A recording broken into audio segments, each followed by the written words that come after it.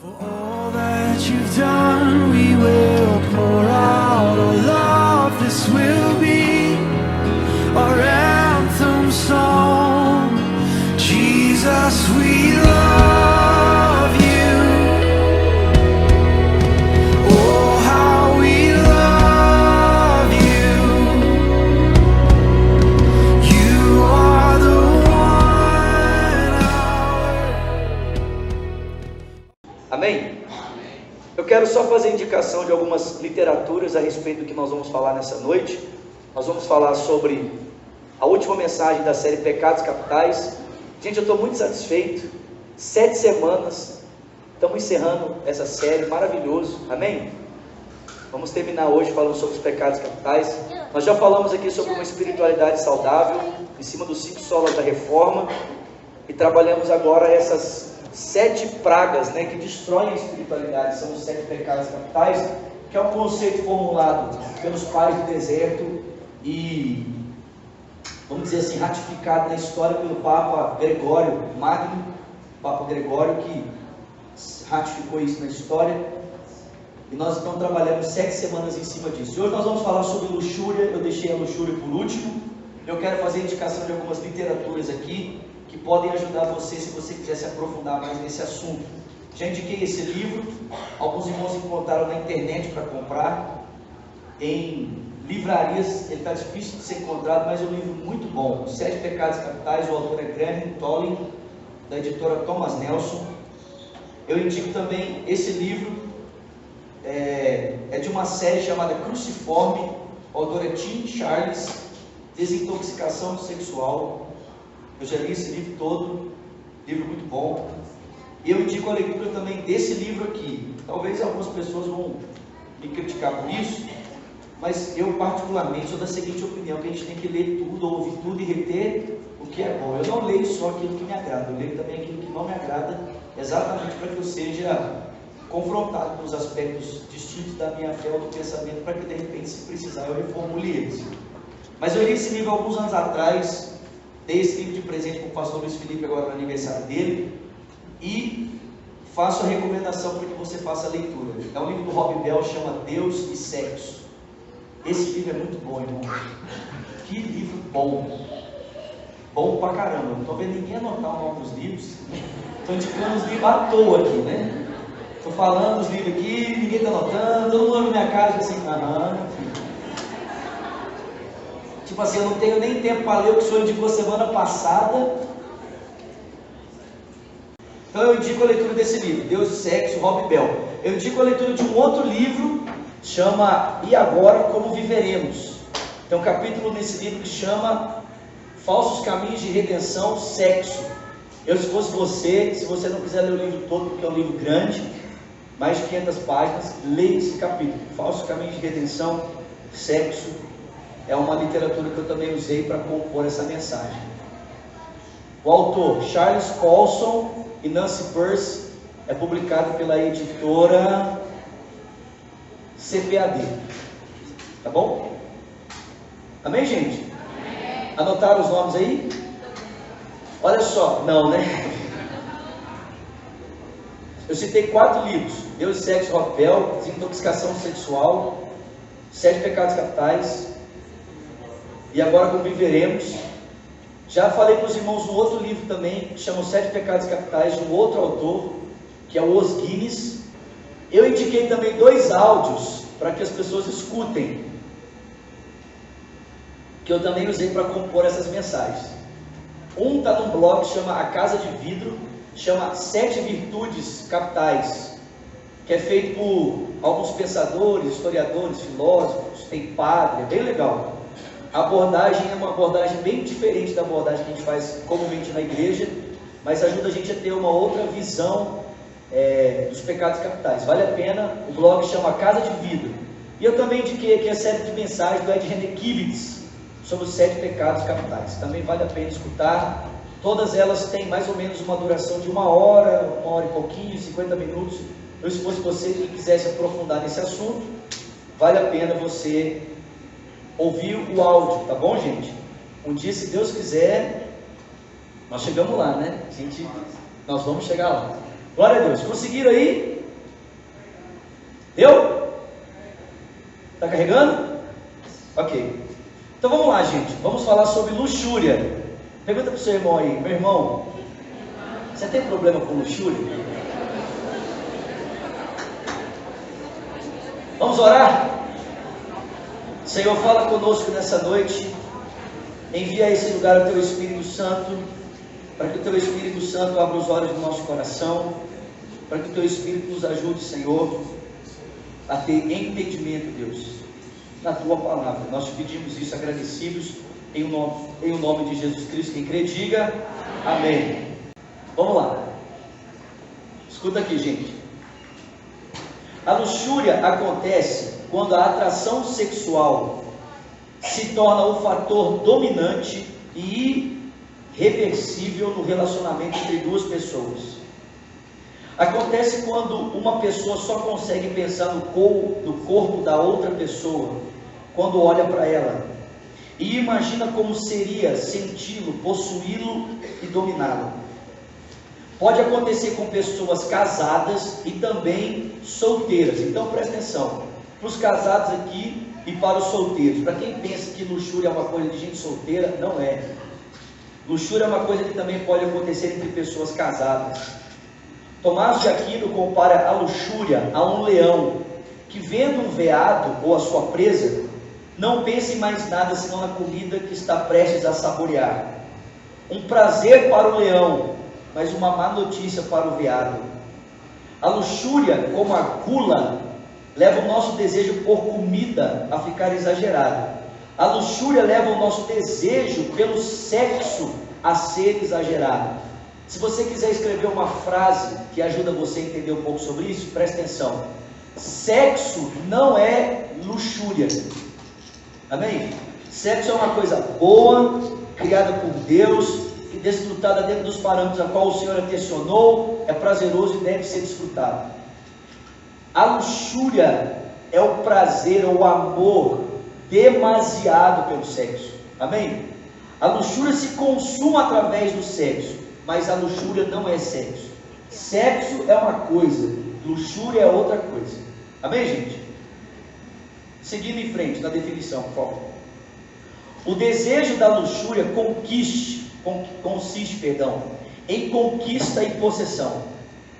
Tem a ver também com a satisfação pessoal e física. Ela vê a outra pessoa como um meio de obter satisfação, de liberar a tensão do desejo sexual. E como tal, ela não vê a outra pessoa como um ser humano, transformando ele em algo inferior. A pessoa torna-se apenas um meio pelo qual uma necessidade física pode ser satisfeita ou aliviada. De modo geral, a maioria das pessoas que conheço não gosta de ser tratada como se elas fossem um pacote de batatas fritas ou um banheiro público. Algumas pessoas talvez gostem de ser objeto de luxúria, né? Porque isso indica ser sex appeal, né? Um símbolo sexual e o poder que isso traz sobre outras pessoas. Mas isso se torna menos divertido quando as atenções atraídas não são as atenções desejadas. A luxúria acontece quando alguém trata outra pessoa apenas como um corpo e nada mais, como um instrumento, um meio para o fim e não um fim em si mesmo. A luxúria é algo ruim porque a luxúria é algo ruim não porque o sexo é sujo, mas porque o desejo sexual distorcido dessa forma é profundamente cruel e egocêntrico. E isso também está na essência da diferença entre sexo e luxúria.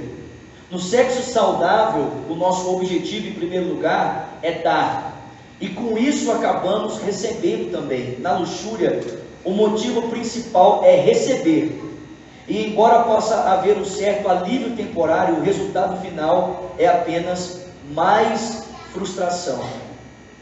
Se o objetivo principal é o alívio da tensão, o orgulho da conquista ou a satisfação do desejo, assim tão logo esse objetivo é alcançado, o que normalmente vem à tona é um sentimento de aversão, e o meio pelo qual o objetivo foi alcançado é rejeitado.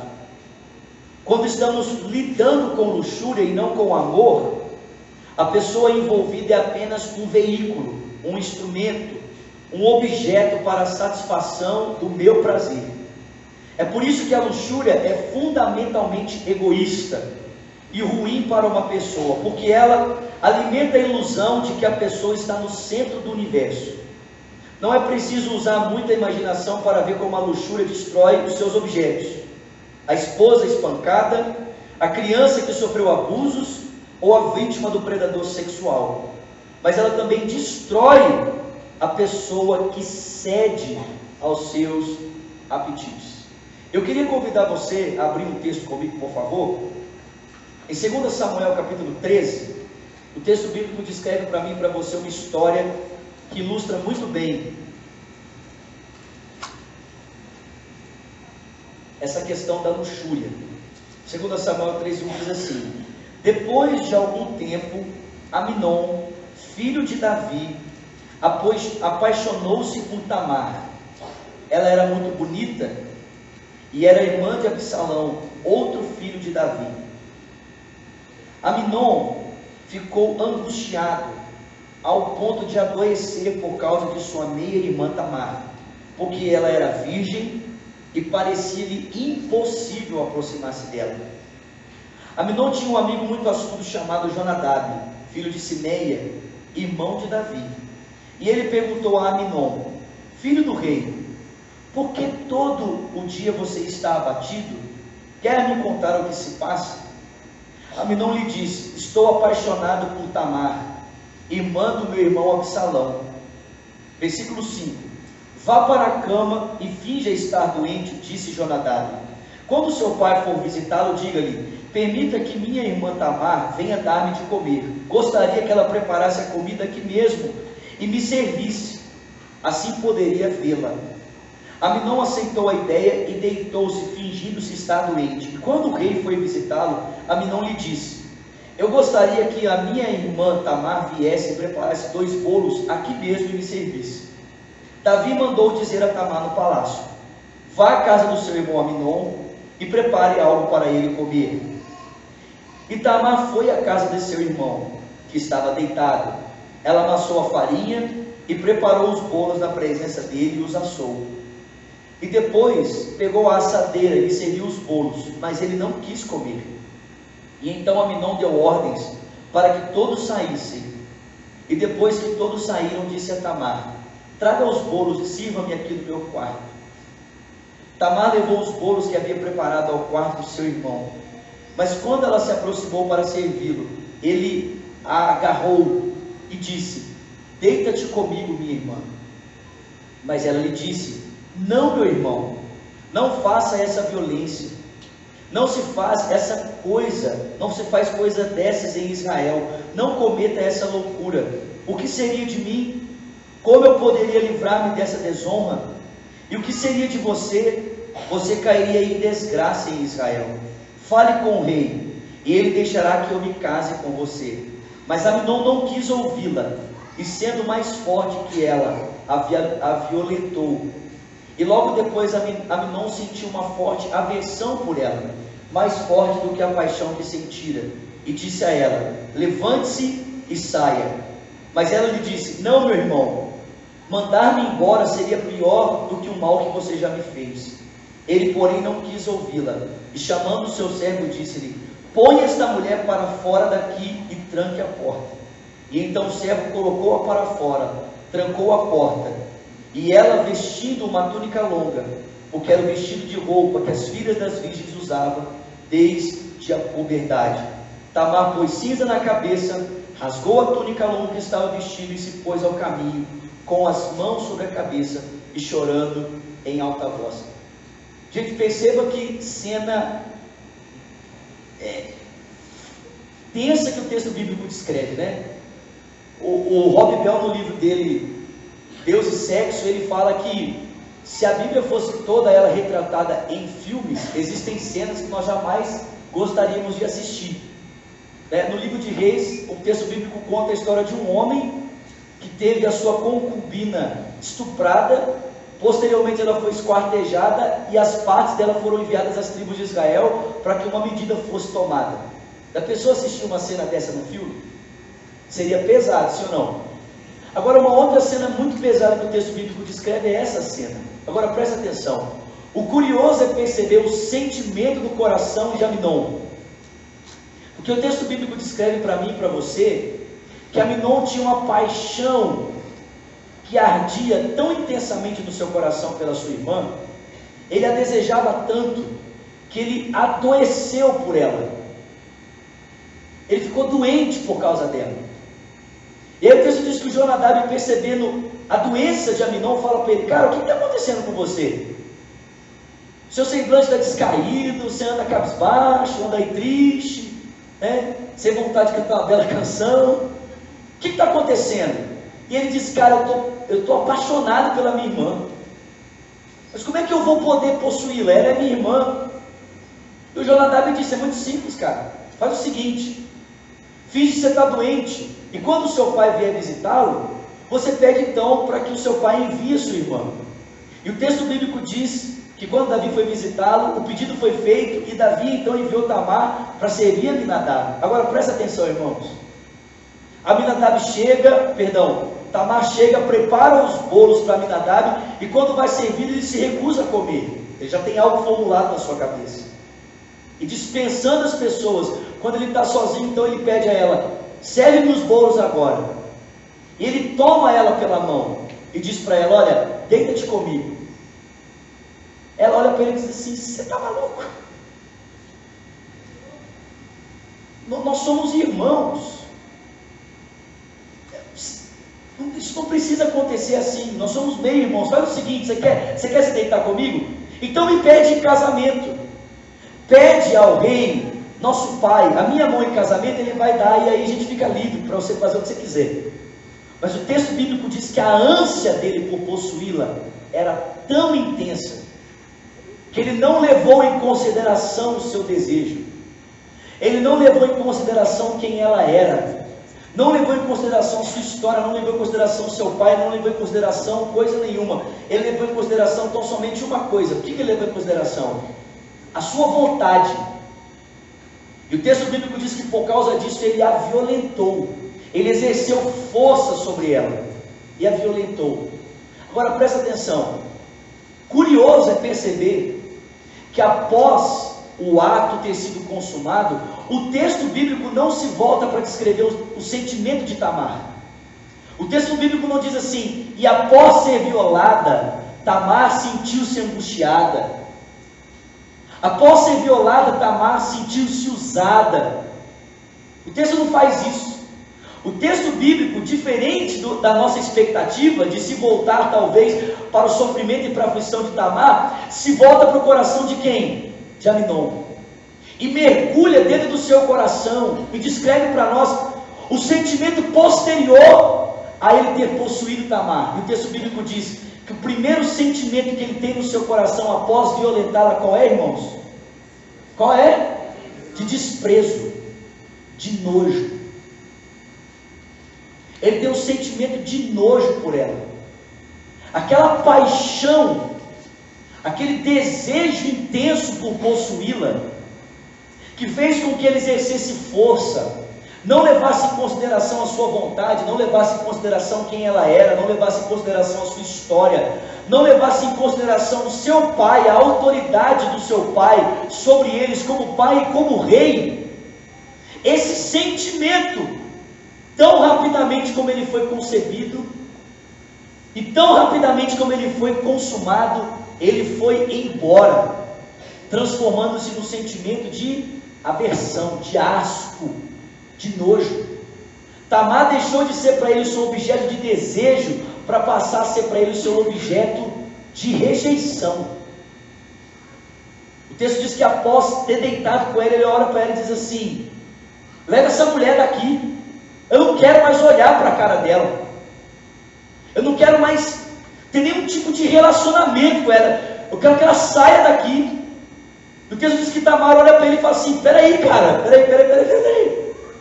peraí, você vai tornar as coisas ainda pior, porque Já não era lícito você me possuir, e agora que você me possui, você vai me mandar embora, desonrando o meu nome e você. E o texto bíblico diz que, mais uma vez, ele não leva em consideração a sua história, ele não leva em consideração a sua honra, ele não leva em consideração a opinião das pessoas, ele não leva em consideração nada, ele só tem uma consideração, o seu desejo. E pelo seu desejo, ele manda ela embora, ao ponto de ela ser envergonhada diante de toda a cidade de Israel, ou da nação de Israel. Isso aqui, irmãos, é luxúria. O que é luxúria? A luxúria, vocês estão me vendo aí? Tá tranquilo? Tá bom? É bom que fica mais fresquinho também. A luxúria é quando, pelo meu desejo e pela vontade de consumar o meu desejo, eu violo todos os outros parâmetros, simplesmente pela vontade de consumar o meu desejo. É quando o outro, presta atenção, é quando o outro se torna para mim apenas um objeto. É quando o outro se torna apenas um meio de eu consumar a minha vontade. Presta atenção, não interessa para mim, olha só, não interessa para mim o outro como pessoa. Eu não quero me envolver com a história do outro. Se o outro tem história ou não, o problema é dele. Se o outro tem vida ou não, o problema é dele. O que vai acontecer com ele após esse fato, o problema é dele. Eu não quero saber de nada, eu quero saber de uma coisa: satisfazer o meu desejo. E sabe o que eu acho interessante? Que é exatamente assim que a sociedade moderna trata o sexo, ou a sociedade pós-moderna trata o sexo, ou a modernidade tardia trata o sexo. A gente trata o sexo hoje como se ele fosse mais uma das funções biológicas que o ser humano precisa realizar na sua vida. A gente trata o sexo como se o sexo fosse igual a comer, como se o sexo fosse igual a dormir, como se o sexo fosse mais uma das funções biológicas, né? Quer dizer, assim como eu preciso comer, assim como eu preciso dormir, assim eu também preciso de fazer sexo. Só que isso não é verdade. Isso não é verdade. Porque presta atenção, alguém não pode viver, não existe pessoa que dê conta de ter saúde sem dormir, não existe pessoa que dê conta de ter saúde sem comer, mas qualquer pessoa razoavelmente pode ter saúde tranquila sem fazer sexo. Quer um exemplo disso? O Senhor Jesus Cristo. Jesus Cristo viveu uma vida toda sem desfrutar do sexo, e nem por isso deixou de ser saudável. Uma pessoa pode ser perfeitamente saudável sem desfrutar do prazer do sexo, mas ela nunca será perfeitamente saudável sem que o sexo seja entendido nos parâmetros que precisam ser entendidos conforme ensinado nas Sagradas Escrituras. Sexo não é igual comer, gente. Sexo não é igual dormir. Sabe por quê? Porque sexo envolve não apenas sexo não tem a ver apenas com o envolvimento físico. Sexo tem a ver com o envolvimento do ser. Quando você entrega o seu corpo para alguém, deveria ser, na verdade, a entrega do corpo deveria ser, na verdade, a marca de que você já entregou todo o restante. A última coisa que nós deveríamos entregar para uma outra pessoa é o nosso corpo. Só que na nossa sociedade, as pessoas elas tendem a teimar e fazer uma dissociação entre pessoa e corpo. Nós temos a tendência de pensarmos que o corpo não é quem eu sou, o corpo é aquilo que eu tenho. Aliás, o movimento feminista, quando advoga o direito da mulher pelo aborto, advoga exatamente em cima dessa primícia. O corpo não é o que eu sou, o corpo é aquilo que eu tenho. Só que, biblicamente falando, o corpo é a extensão do que se é. Porque ninguém pode permanecer vivo se desfere intencionalmente para a morte contra o seu corpo. O corpo é parte integrante do ser. Nós somos seres completos, compostos de parte material e imaterial. e da totalidade do que somos, entre corpo e alma, ou corpo e espírito, ou corpo, alma e espírito, o sexo, irmãos, ou a entrega do corpo deveria ser a consumação da entrega de todo o restante.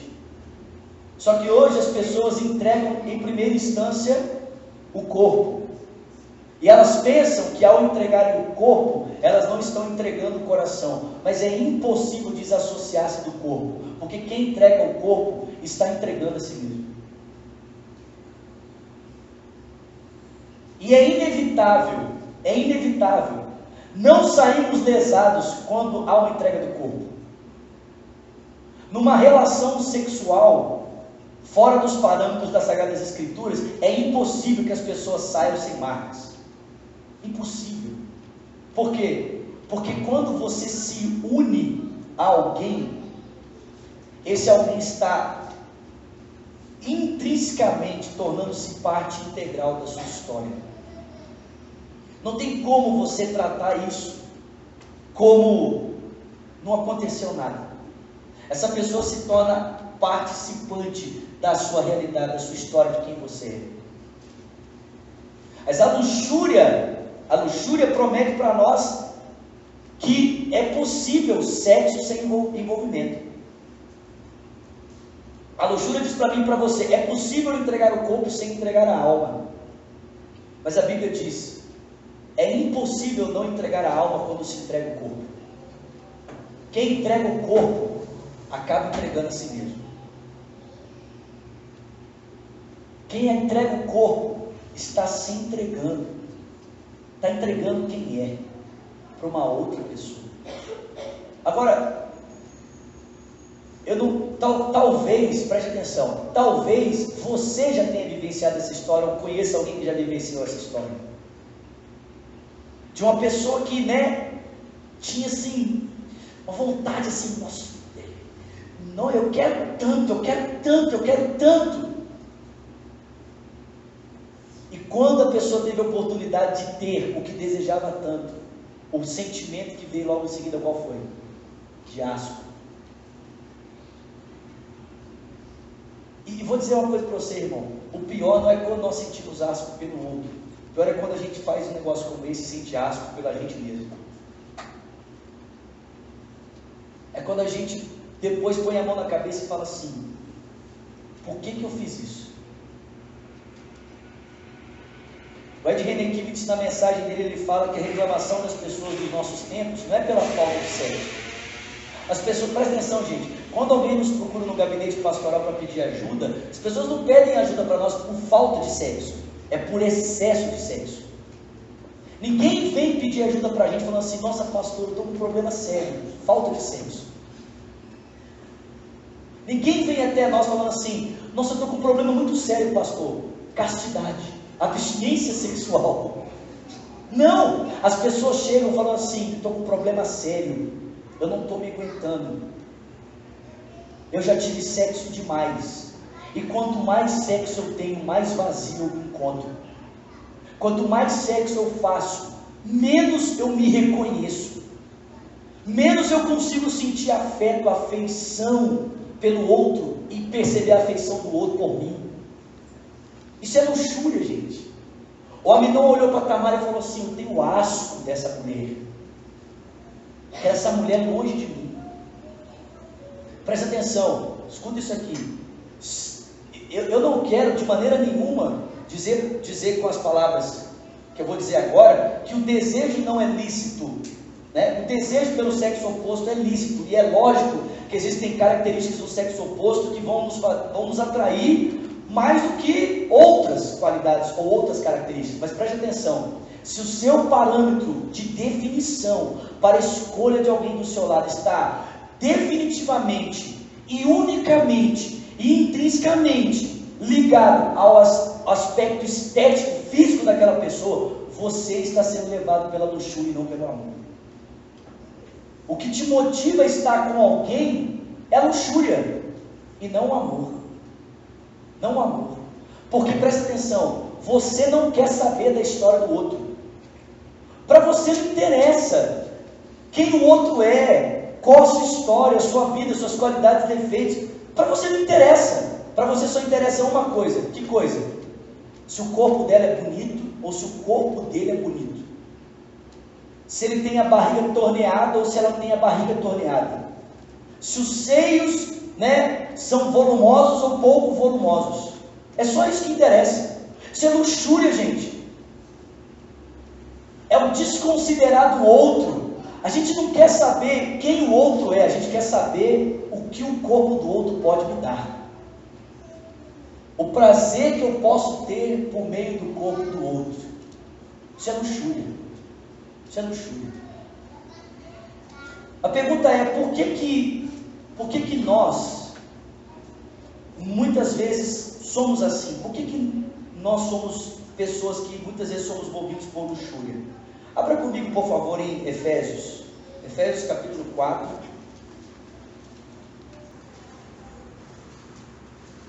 A luxúria não é o sexo, gente, mas tem a ver com ele. A maneira como a gente lida com o sexo diz se nós somos pessoas puras ou cheias de luxúria. Efésios capítulo 4, versículo de número 17. Todo mundo comigo? Quem achou diz eu achei. Olha o que o texto diz: assim eu lhes digo e no Senhor insisto, presta atenção, não vivam mais como gentios, que vivem na inutilidade dos seus pensamentos. Eles estão obscurecidos no entendimento e separados da vida de Deus por causa da ignorância em que estão devido ao endurecimento do seu coração. Tendo perdido a sensibilidade, eles se entregaram à depravação, cometendo com avidez toda espécie de impureza. Presta atenção, por que nós somos muitas vezes levados à luxúria? O que nos leva à luxúria? Paulo diz que o que nos leva à luxúria é que nós estamos muitas vezes vivendo na inutilidade dos nossos pensamentos. Ele diz que nós somos levados à luxúria porque estamos obscurecidos no entendimento e estamos separados da vida de Deus por causa da ignorância em que estamos devido ao endurecimento do nosso coração. Por que os homens são levados à luxúria? Paulo diz, porque eles não conseguem compreender a vida na perspectiva de Deus. Um autor muito conhecido chamado Richard Foster, escuta isso aqui, diz que nós somos a sociedade que mais fala sobre sexo e menos entende o que sexo significa. Nós somos a sociedade que mais fala, não tem slides, tá? Não tem. Nós somos a sociedade que mais fala sobre sexo. E a sociedade que menos entende o que é isso. Por quê? Porque, gente, nós só arranhamos a superfície. Nós não conseguimos entender o sexo na sua profundidade. O Paulo diz que nós nos tornamos pessoas assim, levadas por avidez, por toda espécie de impureza, porque nós estamos entenebrecidos do entendimento, nós estamos separados da vida de Deus. Preste atenção, por que nós agimos como bichos e não como gente? Você consegue entender que quando a gente age tão somente movido pelo nosso instinto, sem levar em consideração quem o outro é, nós estamos nos assemelhando a bichos e não a seres humanos? Por que a gente age assim? Simples, porque quem está separado da vida de Deus, quem não entende a vida na perspectiva de Deus, quem não entendeu a humanidade na perspectiva de Deus, vai se assemelhar no seu comportamento a bicho e não a ser humano. Presta atenção, irmãos, quem nos humaniza e leva a gente a viver a vida, nossa, isso é muito forte, quem nos humaniza e leva a gente a viver a vida de maneira sensata na perspectiva do Criador, é a obra do Espírito no nosso coração. Mas quem não foi humanizado pelo Espírito, quem não experimentou da regeneração do seu coração e não foi verdadeiramente conectado ao real sentido da vida, para que possa entender a vida na perspectiva da vida de Deus, essas pessoas que não possuem vida, vivem desassociadas da vida, vivem como bichos a partir dos seus instintos, vivem impulsionados pela vontade da carne, vivem motivados pela vontade do pecado e não conseguem experimentar o real significado das coisas as quais Deus preparou para que elas fossem entendidas e experimentadas. Isso é muito forte. O Paulo diz que gente que vive assim, presta atenção, gente que vive assim é gente insensível. É gente que perdeu a sensibilidade da vida. Está entendendo isso aqui? Quer dizer, as pessoas pensam assim: não, quanto mais eu me entrego, quanto mais sexo, quanto mais luxúria, quanto mais melhor. Isso é curtição. O Paulo diz: não, isso não é curtição, isso é insensibilidade. Isso é não entender o real sentido da vida. Isso é, pelo contrário, tem gente que diz assim: isso é curtir a vida. Não, isso é perder o real significado do que a vida tem. Isso é ser bicho. Isso não é ser humano. Isso é ser movido pela carne. Isso não é ser humano. Paulo diz que a gente age dessa forma porque nós perdemos a sensibilidade, estamos depravados e com avidez então cometemos toda espécie de impureza. Quer ver? Abra um outro texto, por favor. Gálatas capítulo 5. Gálatas 5, verso 16 diz: por isso digo, vivam pelo Espírito, e de maneira nenhuma vocês vão satisfazer os desejos da carne, porque o que a carne deseja é o que é contrário ao Espírito, e o que o Espírito deseja é contrário à carne. Eles estão em conflito um com o outro, de modo que não fazem o que desejam.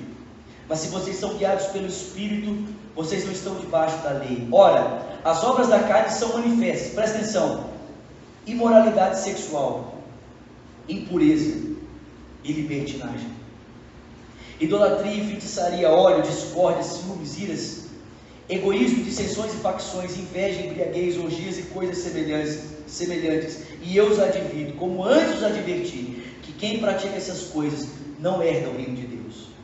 Mas o fruto do Espírito é amor, alegria, paz, paciência, amabilidade, bondade, fidelidade, mansidão e domínio próprio, e contra essas coisas não há lei.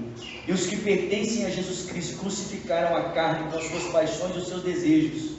Se vivemos pelo Espírito, andemos também pelo Espírito. Preste atenção: só é possível tocar as coisas que realmente são reais quando nós estamos debaixo do domínio do Espírito, porque a carne só nos faz experimentar da superficialidade das coisas da vida. Paulo está dizendo que as obras da carne são essas aqui: imoralidade, impureza. Quem vive na carne vive a partir dos seus próprios instintos e não consegue perceber o sentido real, o significado real da vida. A pergunta é: como é que nós, irmãos, podemos nos livrar desse pecado maldito da luxúria? Como é que nós podemos vencê-lo? E o Senhor Jesus, olha só, vem comigo por favor, Mateus capítulo 5,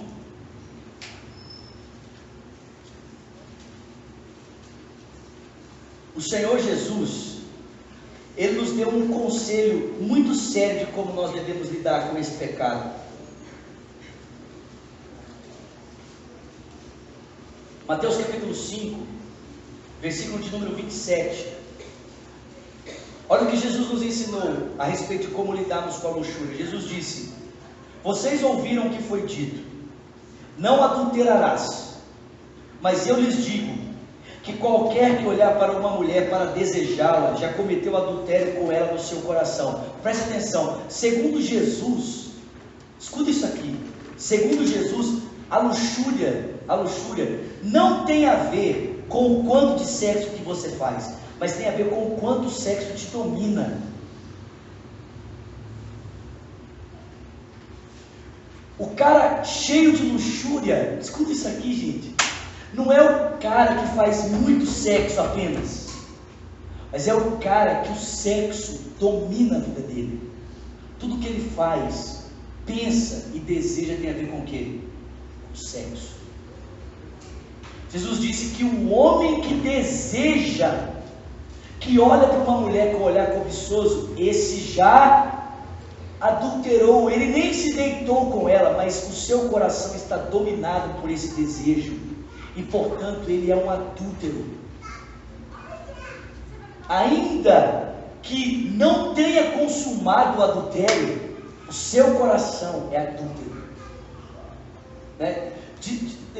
No seminário, quando eu estudava no seminário, o professor ensinando um pouco sobre isso, falava o seguinte, que a diferença entre o olhar puro e o olhar impuro está no segundo olhar. Não sei se vocês já ouviram isso. O professor falava assim, que quando você olha para uma mulher a primeira vez, ou para um rapaz a primeira vez, você o acha bonito ou você a acha bonita, você olha e você desvia o olhar, esse olhar não é pecado. Mas quando você olha, achou bonito, e você olha de novo, aí você pecou. O segundo olhar é pecaminoso. Aí os meus colegas de seminário dizem assim, por isso aproveita a primeira olhada, né? Olha primeiro e fica lá, né? Tipo assim, pá, né? É o primeiro olhar, aproveita. Mas preste atenção, qual é a diferença do olhar cobiçoso, luxurioso, se essa palavra existe, e para o olhar puro? É simples. É que o olhar cobiçoso vê o outro como objeto, vê simplesmente o outro como objeto. Mas olha o conselho de Jesus para a gente desse tipo. Vocês estão comigo aqui, gente? Olha o conselho de Jesus, verso 29. Se o teu olho direito te faz pecar, arranca, lança ele fora. Simples assim, não é, irmãos? Porque é melhor perder uma parte do corpo do que todo ele ser lançado no inferno. E se sua mão direita te faz pecar, amém? Corta ela. É melhor perder uma parte do seu corpo do que ir toda ela para o inferno. Gente, qual que é o conselho de Jesus para pessoas que lutam contra a luxúria? Jesus falou assim, irmão, você luta contra a luxúria? Querido, vou te dar um conselho, arranca o seu olho fora. Corta a sua mão, cara. Eu, uma vez ouvindo um pregador falar sobre esse texto aqui, gente, olho e mão. O que você acha que, pelo menos interpretando esse texto à luz dos nossos dias, a mão aqui seria um instrumento para o quê? Para quê, irmãos? Para satisfação do prazer individual. Porque aquele que olha, cobiça e não possui, como satisfaz o seu prazer? Hein, irmãos? Fala, gente! Todo mundo assim. É masturbação, irmão. Fala, abre a boca e fala. Masturbação. Assim. O cara olha, cobiça, deseja profundamente, adulterou com a mulher no seu coração, só não consumou o ato. Como é que ele faz com que esse ato seja consumado independente do outro? Ele estimula o prazer com a sua própria mão. Jesus falou assim, você quer ser puro, cara? Você quer ser puro nessa área? Então você vai ter que ser radical. Esse é o sentido do que Cristo está dizendo aqui. Pureza nessa área exige radicalidade. Não dá para ser puro nessa área se você não é radical. E a sua radicalidade de vencer esse pecado deve assemelhar-se a alguém que está disposto, se preciso, a arrancar o seu olho para vencer essa tentação. A alguém que está disposto a cortar a sua mão para vencer o poder desse pecado na sua vida. Eu gostaria de ouvir um aleluia, glória a Deus, né? Amém, gente? E isso aqui é um conselho para os casados e para os solteiros. Porque num mundo, presta atenção, num mundo em que a pornografia está para todos nós aqui, não é para o pastor, não é para o irmão do seu lado, é para você também, em que a pornografia está a um clique, porque qualquer um de nós aqui com o smartphone hoje pode entrar no site e acessar a pornografia até dentro desse auditório aqui. Num mundo em que a pornografia está tão fácil, porque eu lembro quando eu era menino, quando eu era criança, entrando na adolescência, para você alugar um filme pornográfico era assim, você entrava na locadora, aí tinha lá no fundo, na sala onde só entrava você e o Satanás, né? E quando você entrava, o Satanás te acompanhava, né? Porque nem o dono da locadora não ousava entrar lá, porque lá já era antessala do inferno. Então assim, você entrou, o capeta falava, seja bem-vindo, amanhã eu te busco. Aí tinha uma cortina e uma placa bem grande escrito, proibida a entrada de pessoas menores de 18 anos. Hoje, meu irmão, locadora nem existe mais, tem gente que nem sabe o que eu estou falando aqui. Fala locadora, de que país é isso? É de comer? Com um clique no telefone. Com um clique. Eu lembro que uma madrugada, escuta isso aqui, eu tinha uns 17 anos, eu acordei e peguei meu pai vendo pornografia. Aí eu acordei, olhei, vi que ele estava vendo pornografia, ele viu que eu vi, eu voltei para o meu quarto, deitei e dormi. No outro dia cedo, eu procurei ele e falei assim, pai, senta aqui. Aí eu falei assim, o senhor sabe que eu vi? Ele falou assim, eu sei que você viu. Eu falei, estou aqui para te dizer que se o senhor quiser, a gente pode vencer isso junto, eu posso ajudar o senhor a vencer isso. Nós vamos orar e Deus vai te dar vitória nessa área. Isso não é um vício que assola só os solteiros, não. Isso é um vício que assola a gente casada. Gente que não tem a real perspectiva do que o texto bíblico pretende para o sexo dentro das instâncias do matrimônio e quer fazer da sua esposa, desculpa a expressão, uma prostituta. Ou quer fazer do seu esposo um garoto de programa.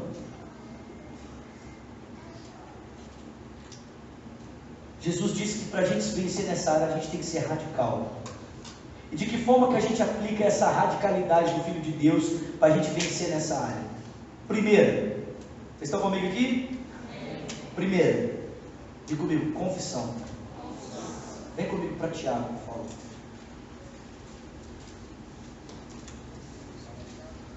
Tiago capítulo 5, versículo 16. Você quer vencer nessa área na sua vida?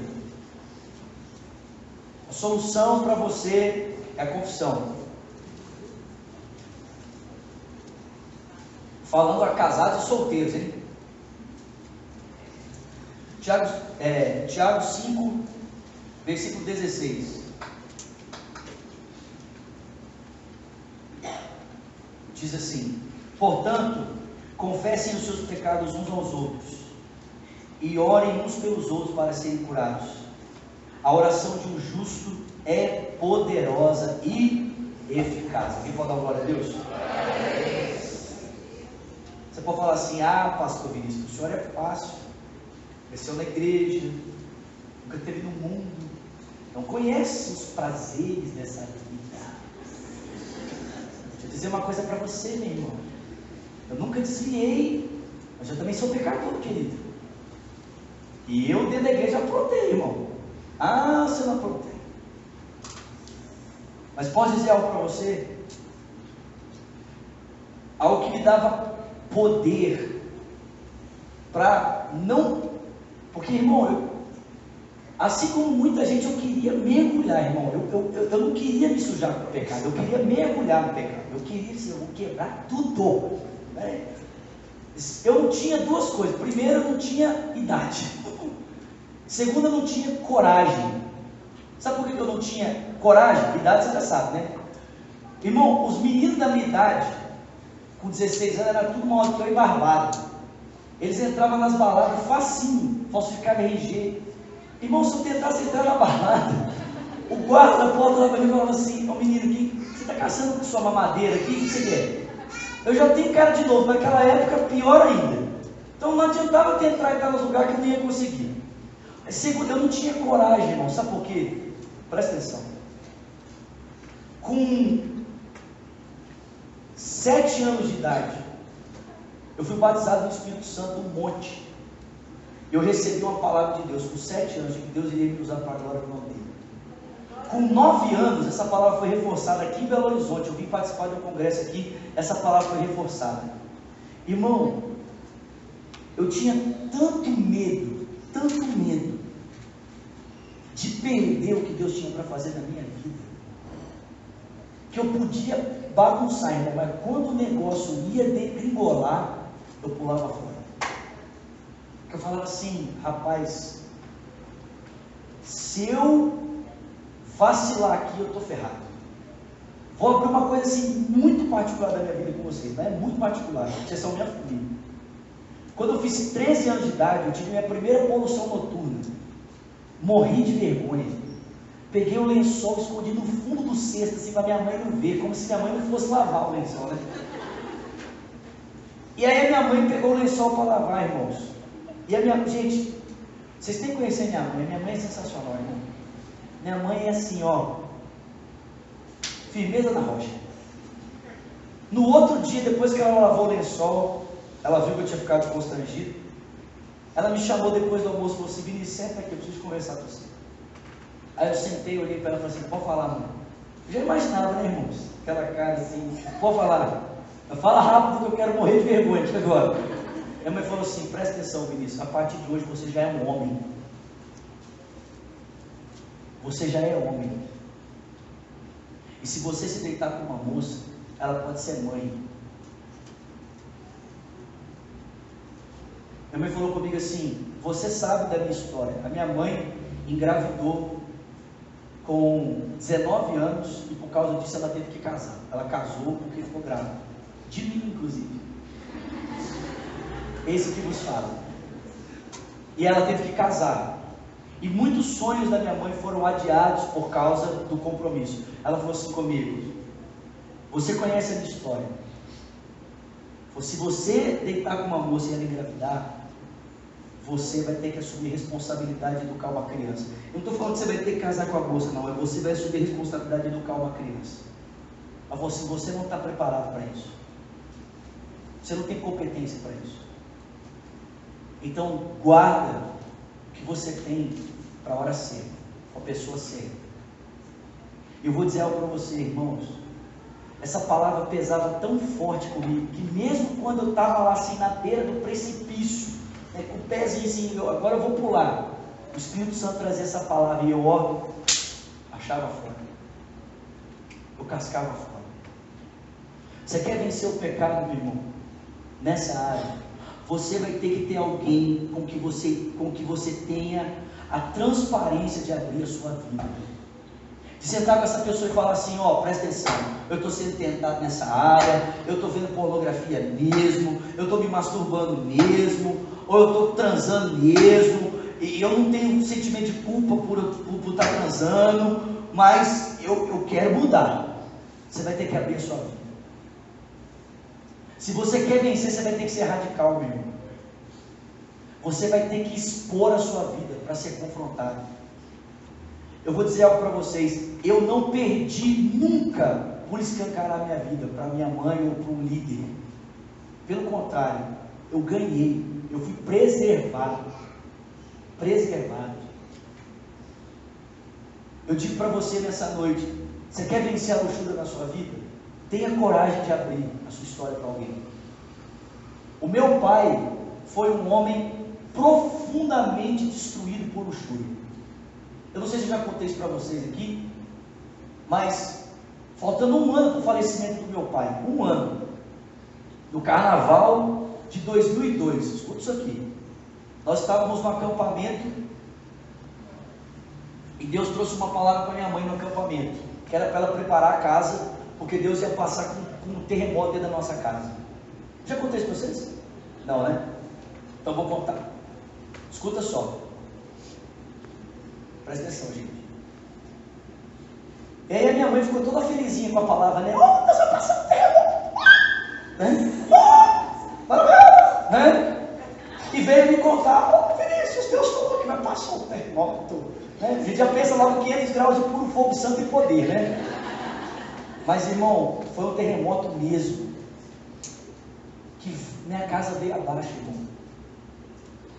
2 meses depois a gente descobriu que meu pai vivia uma vida de adultério de anos.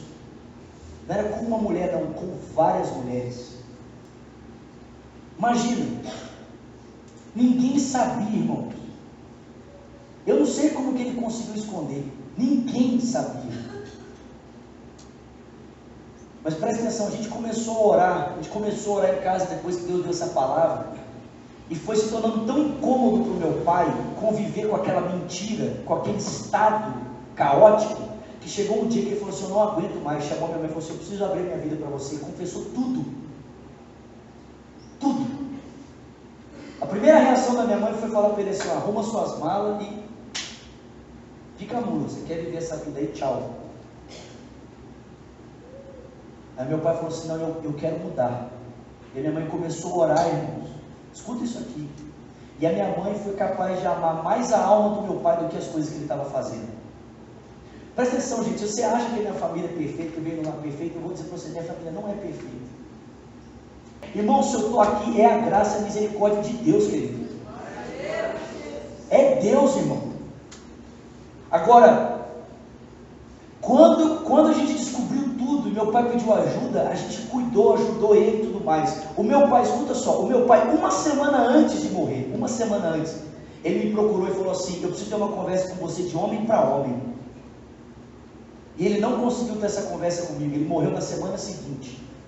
Mas a minha mãe acredita que meu pai ia confessar tudo para mim. Tudo.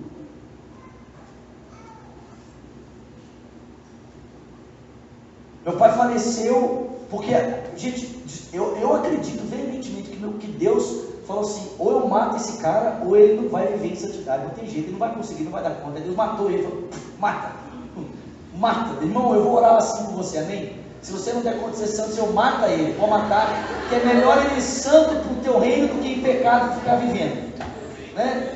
É melhor ele morrer glorificando o teu nome do que viver e desagradar o Senhor, amém, irmãos? Quem recebe essa oração, diga: eu recebo.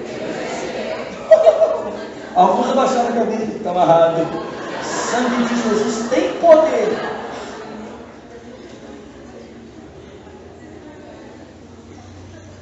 Ô, gente, na minha família tem tanto vucu-vucu nessa área, que eu vou dizer uma coisa para você: eu decidi muito cedo, cara, eu não vou manter minha vida nessa área oculta.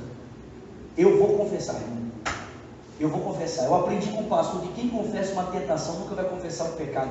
Irmão, eu falo mesmo. Eu sento com o Pipe, eu abro e falo: cara, ó, o negócio é o seguinte, irmão, ora por mim, o trem está feio pro meu lado, irmão. Pode orar, põe a mão na minha cabeça, expulsa todos os capetas, potestade, principado, expulsa o que for, mas me ajuda, eu peço ajuda. Você quer vencer nessa área, você vai ter que abrir a sua vida. Segundo conselho que eu te dou, se você quer vencer a luxúria, para os casados, conselho para os casados, hein? Você casado quer vencer a luxúria? Viva em fidelidade com a sua esposa. Fala comigo: fidelidade. O que é fidelidade, pastor? Fidelidade é não me envolver com uma outra mulher maritalmente, né? Em adultério. É isso? Esse é só o começo, meu irmão. Fidelidade significa que todo o seu afeto e sentimento está à disposição da sua esposa. Que o seu coração pertence a ela. E que o coração dela pertence a você. Porque presta atenção, meu irmão, o casal casado que se deita numa cama para ter sexo e o coração de um não pertence ao outro, é luxúria do mesmo jeito. Se o seu coração, marido, não é da sua esposa, se você se deita só com a sua esposa, mas o seu coração não é dela, você peca do mesmo jeito. Se você, esposa, deita-se com o seu marido só para cumprir o seu papel, o seu coração não é do seu marido, você peca do mesmo jeito.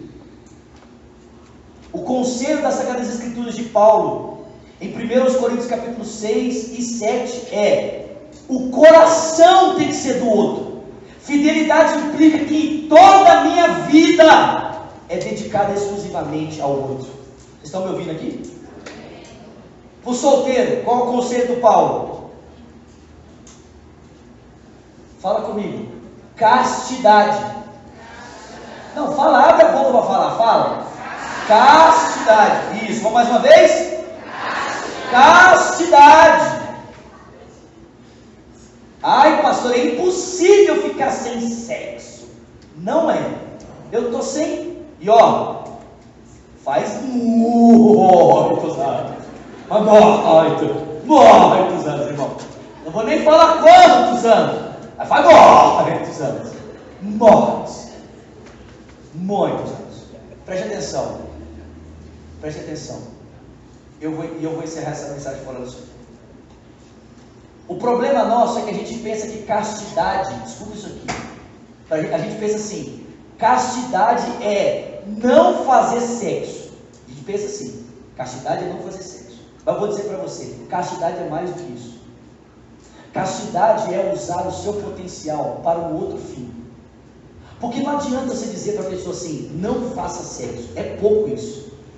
Se você não ensinar a pessoa a usar o seu potencial e a sua vitalidade com outra finalidade, essa paixão, essa vontade vai continuar dentro dela, massacrando ela. Eu vou dizer para você: você contra o seu desejo sozinho, você já perdeu. O Paulo não diz para mim e para você que castidade é apenas não fazer sexo.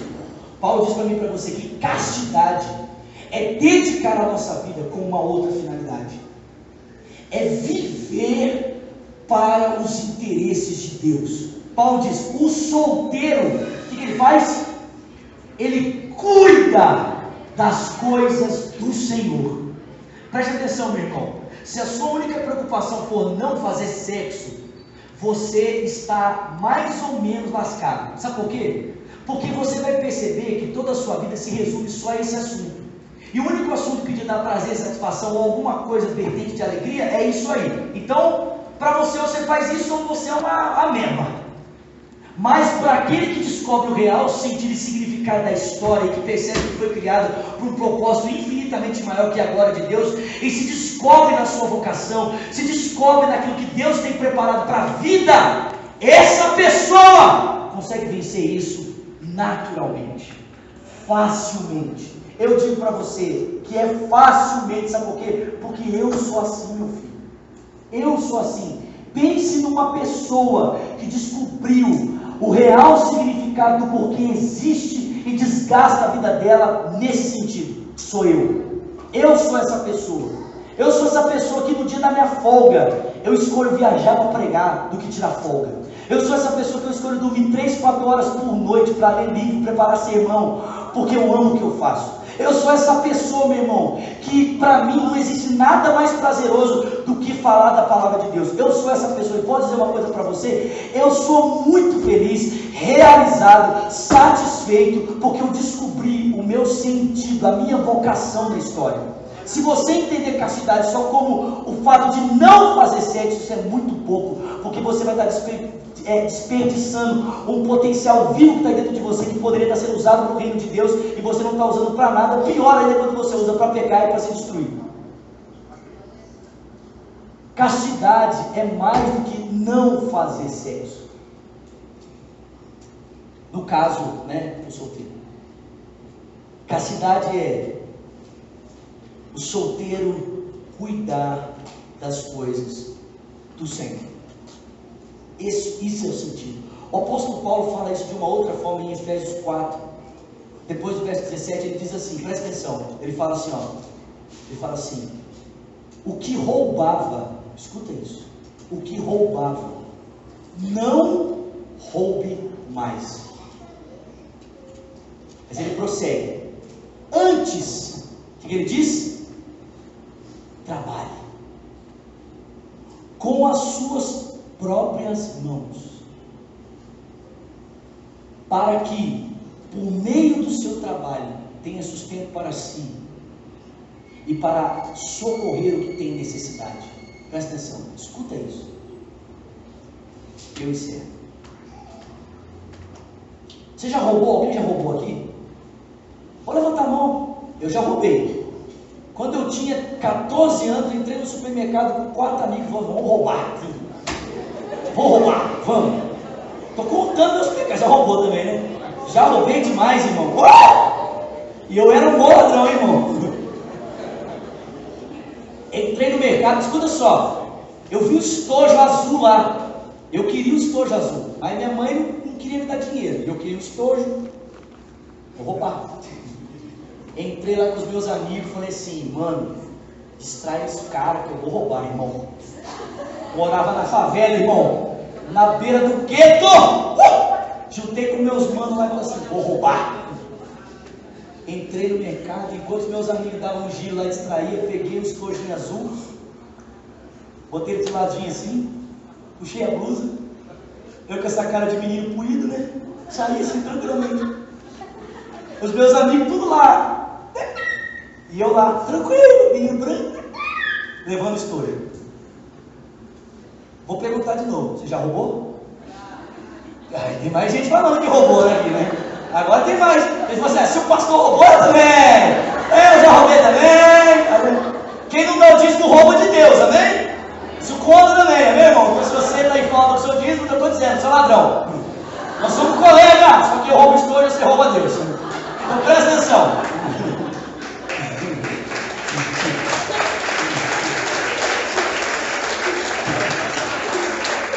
Isso aqui está quase confissões de um adolescente, né?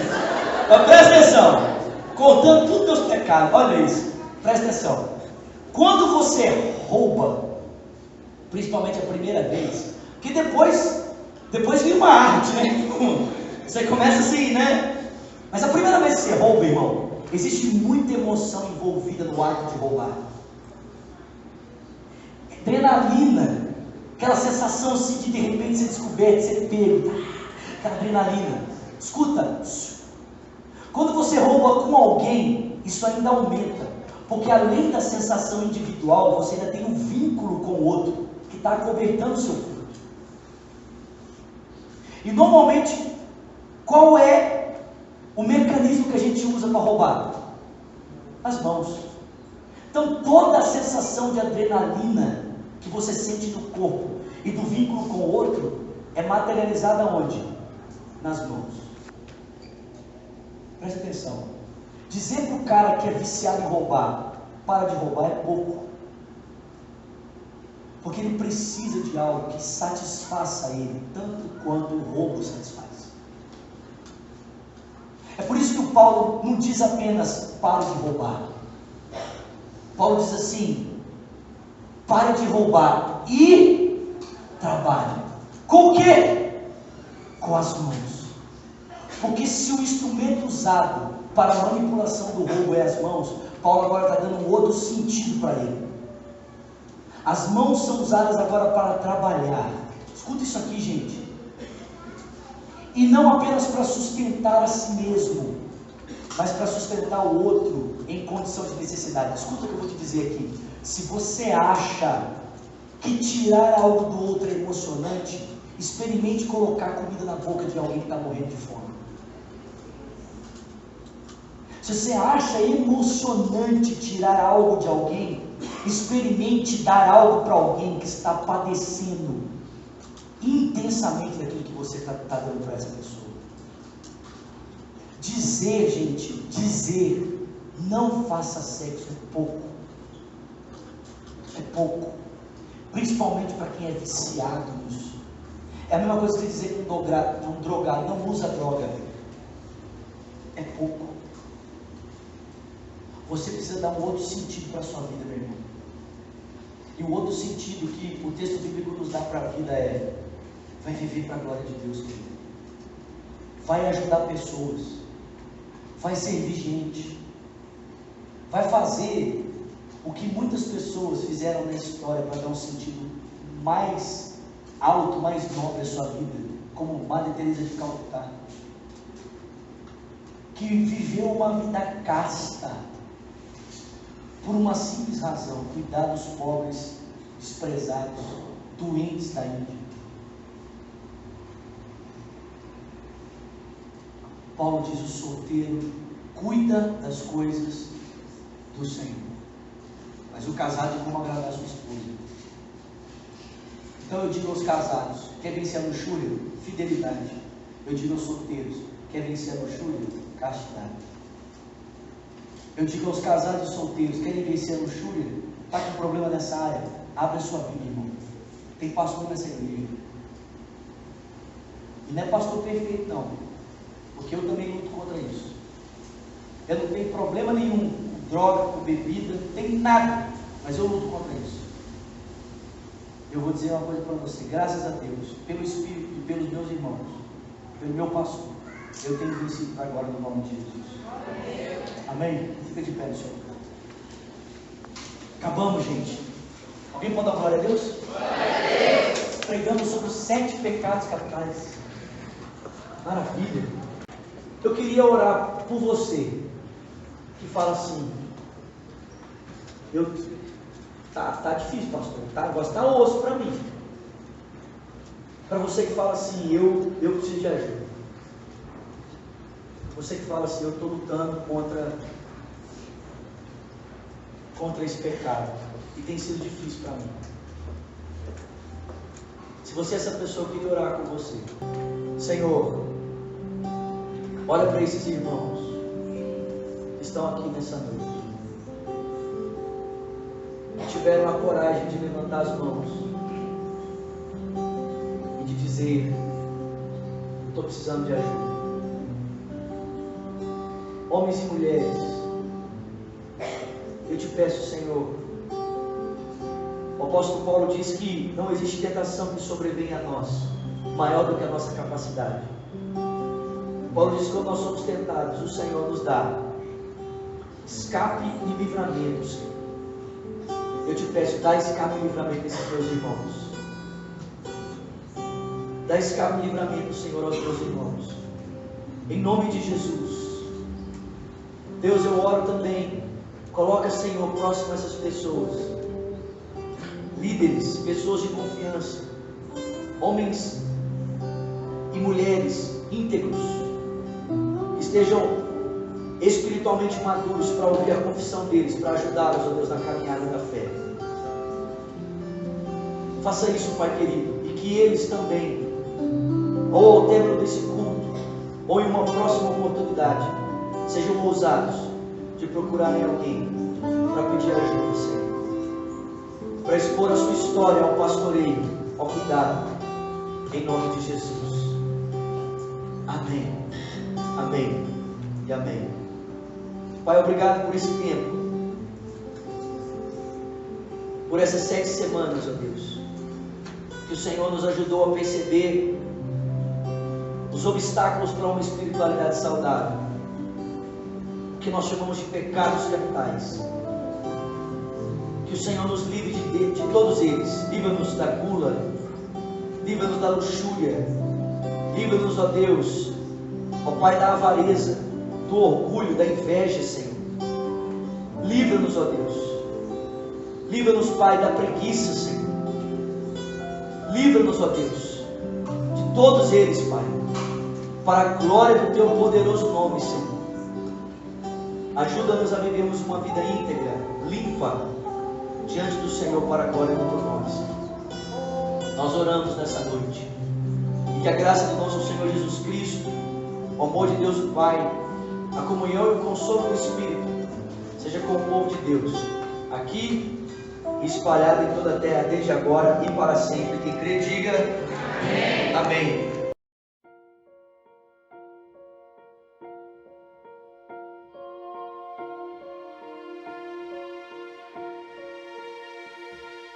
Quem vai responder tantas perguntas que afligem todo o coração? Brigam pela razão quando ninguém tem explicação. Sei que Ele colhe cada lágrima. Sei que nunca estou só. Sei que nunca estou só. Nessa vida que traz incertezas a mais, teu amor é o meu porto seguro, o meu porto seguro, o meu porto seguro, o meu porto seguro, o meu porto seguro.